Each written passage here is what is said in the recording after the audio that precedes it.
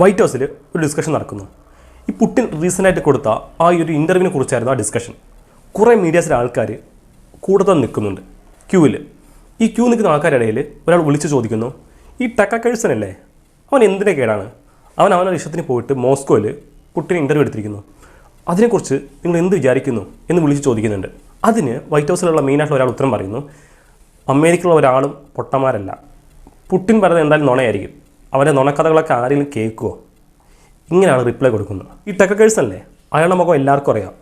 പിന്നെ പുട്ടിനല്ലേ, പുട്ടിനെ ആരും വെളുപ്പിക്കാൻ നോക്കണ്ട, അയാളുടെ മുഖം എല്ലാവർക്കും അറിയാം, നിങ്ങൾ ആരും അയാളുടെ സ്വഭാവത്തെ വെളുപ്പിക്കാൻ നോക്കണ്ട എന്നും അദ്ദേഹം കൂടിച്ചേർക്കുന്നുണ്ട്. റഷ്യ യുക്രൈൻ യുദ്ധം എന്ന് തുടങ്ങി, എപ്പോൾ അവസാനിക്കും, എന്തുകൊണ്ട് അവസാനിക്കുന്നില്ല, ഇതെന്തുകൊണ്ട് ഇങ്ങനെ തുടർന്നുകൊണ്ട് പോകുന്നു, ഇതിനുള്ള കാരണം എന്തൊക്കെയാണ്, അമേരിക്ക റഷ്യ ബന്ധം, കുറേ സെൻസിറ്റീവായിട്ടുള്ള കുറേ കാര്യങ്ങൾ ഉൾക്കൊള്ളുന്നതായിരുന്നു ആ ഇൻ്റർവ്യൂ.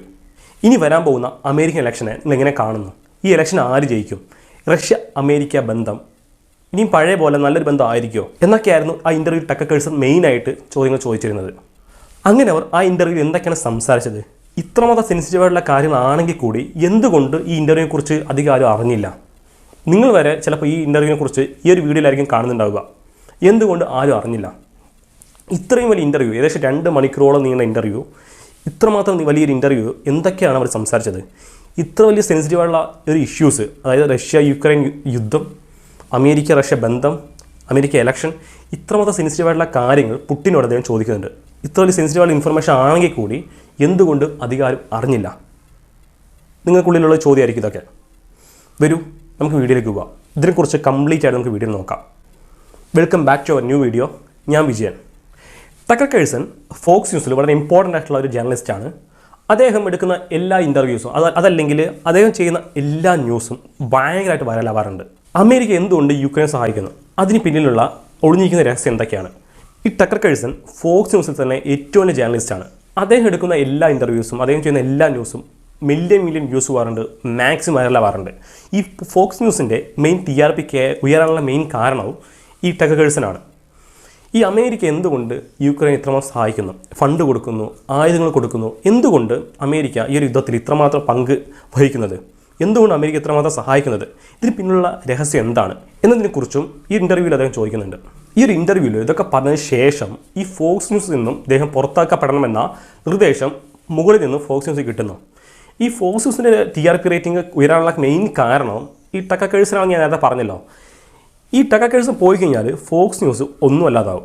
ഈ ഫോക്സ് ന്യൂസിൻ്റെ TRP കുത്തൻ ഇടിയും. ഫോക്സ് ന്യൂസിൻ്റെ പേര് എല്ലാവരും മറക്കും. ഇതൊക്കെ അറിഞ്ഞിട്ടും കൂടി അവസാനം ഈ ഇൻ്റർവ്യൂവിന് ശേഷം ഫോക്സ് ന്യൂസിൽ നിന്നും ടക്കർ കഴ്സൺ പുറത്താക്കപ്പെടുന്നു. അതും ഫോക്സ് ന്യൂസ് ഇഷ്ടപ്പെട്ടതുകൊണ്ടല്ല, മേലെ നിന്നുള്ള പൊളിറ്റിക്കൽ പ്രഷർ, അതുപോലെ കുറേ കാര്യങ്ങൾ ഇതുമായി ബന്ധപ്പെട്ട് കിടക്കുന്നു. അങ്ങനെ ഫോക്സ് ന്യൂസ് വേറെ വഴിയൊന്നുമില്ലാതെ ടക്കർ കഴ്സനെ പുറത്താക്കുന്നു. പക്ഷേ ടക്കർ കഴ്സൺ വലിയ പ്രശ്നം ഉണ്ടാക്കിയില്ല. അദ്ദേഹം സിമ്പിളായിട്ട് അവിടെ നിന്ന് ഇറങ്ങി വരുന്ന സമയത്ത് ഇദ്ദേഹത്തെ കാത്തുകൊണ്ട് ഒരു വലിയൊരു ലെജൻഡ് ഇദ്ദേഹത്തെ വെൽക്കം ചെയ്ത് സ്വീകരിക്കുന്നു. അദ്ദേഹം ആരെന്നറിയണ്ടേ? അയാളാണ് ഗ്രേറ്റ് എലോൺ മസ്ക്. എന്താണ് മോനെ, ഈ ഫ്രീഡം സ്പീച്ചിന് എതിരെ വർക്ക് ചെയ്യുന്ന ഒരു അധികാരവർഗം നിന്നെ പുറത്താക്കിയോ? പേടിക്കണ്ട, എൻ്റെ പ്ലാറ്റ്ഫോം വരൂ, എൻ്റെ പ്ലാറ്റ്ഫോം X പ്ലാറ്റ്ഫോം, ഇതിലേക്ക് വന്നോളൂ, നീ ആരെ വേണം ഇൻ്റർവ്യൂ ചെയ്തോളൂ, വൈറലാക്കേണ്ട കാര്യം ഞാൻ ഏറ്റു എന്ന് അദ്ദേഹം ഉറപ്പ് കൊടുക്കുന്നു. അവർ ജോലിയും കൊടുക്കുന്നു. അങ്ങനെ ടക്കർ കഴ്സൺ X പ്ലാറ്റ്ഫോമിൽ വർക്ക് ചെയ്യാൻ തുടങ്ങി. അങ്ങനെ പറഞ്ഞ പോലെ തന്നെ ഈ എലോൺ മസ്ക് ടക്കർ കഴ്സന് കൊടുത്ത ആ ഒരു വാക്ക് പോലെ തന്നെ അദ്ദേഹം ഈ ടക്കർ കഴ്സൺ കുറേ പേര് ഇൻ്റർവ്യൂ എടുക്കുന്നു. പറഞ്ഞ പോലെ തന്നെ ഓരോ വീഡിയോസും ഓരോ ഇൻ്റർവ്യൂ ലക്ഷക്കണക്കിന് മില്യൺ കണക്കിന് വ്യൂസ് പോകുന്നു. അങ്ങനെ ഈ X പ്ലാറ്റ്ഫോം പതുക്കെ ഇൻ്റർവ്യൂ ഒക്കെ വൈറലാവാൻ തുടങ്ങി. അങ്ങനെ എല്ലാവരും അറിയാൻ തുടങ്ങി, കുറേ കൂടെ വൈറലാവാൻ തുടങ്ങി വീഡിയോസൊക്കെ. പക്ഷേ എലോൺ മസ്ക് ഒരു സിറ്റുവേഷൻ തീരുമാനിക്കുന്നു, ഇങ്ങനെയൊന്നും പോയാൽ പോരാ, ഈ X പ്ലാറ്റ്ഫോം കുറേ കൂടെ വൈറലാവണമെങ്കിൽ, കുറേ കൂടെ ആൾക്കാർ എത്തണമെങ്കിൽ ഈ മിസ്റ്റർ ഗ്രേറ്റ് പുട്ടിനെ നമ്മൾ ഇൻ്റർവ്യൂ ചെയ്തേ മതിയാവും. ഈ X പ്ലാറ്റ്ഫോം നെക്സ്റ്റ് ലെവലിലേക്ക് എത്തണമെങ്കിൽ നമുക്ക് പുട്ടിൻ്റെ ഇൻ്റർവ്യൂ കിട്ടിയേ പറ്റൂ എന്നൊരവസ്ഥയിലേക്ക് എലോൺ മസ്ക് ടക്കർ കഴ്സനെ എത്തിക്കുന്നുണ്ട്. അങ്ങനെ റഷ്യ തന്നെ ശരിയാണ് പുട്ടിൻ്റെ ഇൻ്റർവ്യൂ ചെയ്തേക്കാം എന്ന രീതിയിൽ ഒരു ലിസ്റ്റ് പബ്ലിഷ് ചെയ്യുന്നുണ്ട്. ആ ലിസ്റ്റിൽ ആരൊക്കെ പുട്ടിൻ ഇൻ്റർവ്യൂ ചെയ്യണമെന്ന രീതിയിൽ കുറേ പേര് ഉൾക്കൊള്ളിച്ചുകൊണ്ട് ഒരു ലിസ്റ്റാണ് പബ്ലിഷ് ചെയ്യുന്നത്. അതിൽ ഒന്നാമതായിട്ടുള്ള പേര് ആരാണെന്ന് നിങ്ങൾക്ക് ഊഹിക്കാൻ പറ്റുമോ? എനിക്ക് അതെ, നിങ്ങൾ വിചാരിച്ച പോലെ തന്നെ ആ ലിസ്റ്റിൽ ഒന്നാമായി നിന്നത് വേറെ ആരുമല്ല, ഞാൻ ഇപ്പം തന്നെ പറഞ്ഞുകൊണ്ടിരുന്ന ടക്കർ കഴ്സൺ ആയിരുന്നു. ഈ ടക്കർ കേഴ്സൺ ആരാണെന്ന് നോക്കിക്കഴിഞ്ഞാൽ ആളത്ര ചില്ലറക്കാരനൊന്നുമില്ല. ഇയാൾ അമേരിക്കയിലെ തന്നെ ഏറ്റവും വലിയ ഈ ജേർണലിസ്റ്റുകൾ അതിൽ ഏറ്റവും തലപ്പത്ത് നിൽക്കുന്ന ഒരാളാണ്. ഇദ്ദേഹത്തിൻ്റെ സ്പെഷ്യാലിറ്റി എന്താണെന്ന് വെച്ച് കഴിഞ്ഞാൽ ആൾക്കാരും അറിയരുത്. കുറേ സീക്രട്ടായിട്ട് കുറേ കാര്യം ഉണ്ടാവില്ലേ, ഗവൺമെൻറ് മാത്രം ജനങ്ങൾ അറിയാൻ പാടില്ല, ഇത് ജനങ്ങൾ അറിഞ്ഞാൽ പ്രശ്നം എന്നൊക്കെ പറഞ്ഞ് കുറേ കാര്യമുണ്ടല്ലോ. ഈ കാര്യങ്ങളൊക്കെ ഒരു മറവോ അല്ലെങ്കിൽ ഒരു ഒളിവൊന്നും ഇല്ലാതെ ജനങ്ങൾ എത്തിക്കുന്നതിൽ ഗ്രേറ്റ് ആയിട്ടുള്ള ഒരാളായിരുന്നു ഈ ടക്കർ കേഴ്സൺ. ഇങ്ങനെ രഹസ്യങ്ങൾ മുഴുവൻ ഈ ജനം എത്തിക്കുക എന്നുള്ള മെയിൻ ലക്ഷ്യത്തോടെയായിരുന്നു അദ്ദേഹം പ്രവർത്തിച്ചുകൊണ്ടിരുന്നത്. ഇതുകൊണ്ട് തന്നെ മെയിനായിട്ടുള്ള ആൾക്കാർക്കൊന്നും ഈ ടക്കർ കേഴ്സനെ അധികം ഇഷ്ടമുണ്ടായിരുന്നില്ല. ആർക്കും ടക്കർ കേഴ്സനെ ഇഷ്ടമല്ല, കാരണം സത്യം വിളിച്ചു പറയുന്നതുകൊണ്ട് ആർക്കും ഇദ്ദേഹത്തെ ഒരു താല്പര്യം ഉണ്ടായിരുന്നില്ല. അങ്ങനെ ടക്കർ കേഴ്സന് ഒരു ഇൻഫർമേഷൻ കിട്ടുന്ന റഷ്യയിൽ നിന്ന് 2 വർഷത്തിന് ശേഷം റഷ്യയിൽ നിന്ന് പുറത്തുള്ള ഒരാൾ പുട്ടിൻ ഇൻ്റർവ്യൂ ചെയ്യാൻ പോകുന്നുവെന്നും നിങ്ങളാണ് ആ ഇൻ്റർവ്യൂ ചെയ്യുന്ന ആളാണെന്നും നിങ്ങൾ എത്രയും പെട്ടെന്ന് റഷ്യയിലേക്ക് വരണമെന്നും ഒരു ഇൻഫർമേഷൻ ടക്കർ കേഴ്സന് കിട്ടുന്നുണ്ട്. നിങ്ങൾ ഇഷ്ടമുള്ള ചോദ്യം റെഡിയാക്കിയുള്ളൂ, എല്ലാത്തിനുള്ള ഉത്തരം പുട്ടിൻ തരുന്നതായിരിക്കും എന്നും ആ ഒരു ഇൻഫർമേഷൻ കൂടിച്ചേർക്കുന്നുണ്ട്. അങ്ങനെ റഷ്യയിലേക്ക് വരുന്ന ടക്കർ കേഴ്സൺ പുട്ടിനെ മാത്രമേ മീറ്റ് ചെയ്യാൻ വരുന്നതെന്ന് നോക്കിക്കഴിഞ്ഞാൽ ഒരിക്കലുമില്ല.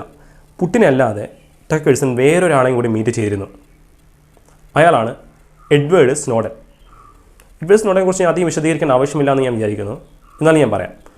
ലോകത്തെ തന്നെ അമേരിക്കയ്ക്കെതിരായിട്ട് കുറേ അധികം എവിഡൻസസ്, അതായത് ജനങ്ങൾ അറിയണമെന്ന് വിചാരിക്കുന്ന കുറേ കാര്യങ്ങൾ, കുറേ ഇൻഫർമേഷൻസ് എല്ലാവരും കുറച്ച് ആൾക്കാരുടെ കയ്യിൽ ഉണ്ടാവും. പക്ഷേ അതിനേക്കാൾ എത്ര മടങ്ങ് എവിഡൻസസ് ഇത് എഡ്വേർഡ് സ്നോഡൻ്റെ കയ്യിലുണ്ട്. ഇതെല്ലാം ജനങ്ങൾ അറിയണമെന്ന ഉദ്ദേശത്തോടെയാണ് അദ്ദേഹം കൈക്കലാക്കി വെച്ചിരിക്കുന്നത്. ഇദ്ദേഹത്തെയാണ് ടക്കർ കേഴ്സൺ മീറ്റ് ചെയ്തത്.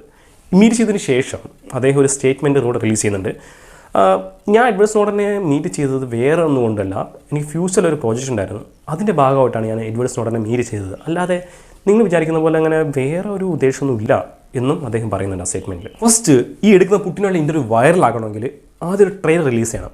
അതിനായിട്ട് എലോൺ മസ്ക് ടക്കർ കേഴ്സൺ നിർദ്ദേശം കൊടുക്കുന്നു, ഒരു ട്രെയിലർ റിലീസ് ചെയ്യണമെന്ന് വിചാരിച്ചിട്ട്. അങ്ങനെ ഈ ടക്കർ കേഴ്സൺ ഒരു ഹോട്ടൽ റൂഫ് ടോപ്പിൽ ഇരുന്നിട്ട്, അതായത് പുറകിൽ റെഡ് സ്ക്വയർ കാണുന്നത് പോലെ ഒരു ഹോട്ടൽ റൂഫ് ടോപ്പിൽ, ഈ ഹോട്ടൽ എന്ന് പറയുന്നത് റിറ്റ്സ് കാൾട്ടൺ എന്നറിയപ്പെടുന്ന ഹോട്ടലിലെ റൂഫ് ടോപ്പിൽ പുറകിൽ റെഡ് സ്ക്വയർ കാണുന്നത് പോലെ ഇരുന്നിട്ട് ഒരു ഇൻ്റർവ്യൂ കൊടുക്കുന്നു. ഈ ഇൻ്റർവ്യൂവിനുള്ള ഒരു ഇൻ്റർവ്യൂ ആണ് അവർ കൊടുക്കുന്നത്. പക്ഷേ നിങ്ങൾ വിചാരിക്കുന്ന പോലെ ഈ റിറ്റ്സ് കാൾട്ടൺ അങ്ങനെ ഈസി ആയിട്ട് ആർക്കും കടന്നു പോകാൻ പറ്റുന്ന അല്ലെങ്കിൽ കയറി ചെല്ലാൻ പറ്റുന്ന ഒരു ഹോട്ടലല്ല. പ്രത്യേകിച്ച് ഈ റൂഫ് ടോപ്പിലേക്ക് അങ്ങനെ ആർക്കും കടന്നു പോകാൻ പറ്റില്ല. കാരണം ഇത് KGB കീഴിലുള്ള, അല്ല മുമ്പ് ഒരു KGB ഉണ്ടായിരുന്ന ഒരാളുടെ ഹോട്ടലും കൂടിയാണ്. KGB എല്ലാവർക്കും എന്താണെന്ന് അറിയാമല്ലോ. റഷ്യയിൽ തന്നെ നമ്മുടെ CIA പോലുള്ള ഒരു രഹസ്യ അന്വേഷണ ഒരു ഏജൻസിയാണ് KGB. റഷ്യയിലെ തന്നെ ഏറ്റവും വലിയൊരു ഏജൻസി. ആ മുമ്പ് KGB ഉണ്ടായിരുന്ന ഒരാളുടെ കീഴിലായിരുന്നു ഈ ഹോട്ടൽ. ആ ഹോട്ടൽ റൂഫ് ടോപ്പിൽ ഇരുന്നിട്ടാണ് ഈ ഇൻ്റർവ്യൂവിൻ്റെ ഒരു ട്രെയിലർ അദ്ദേഹം ഉണ്ടാക്കുന്നത്.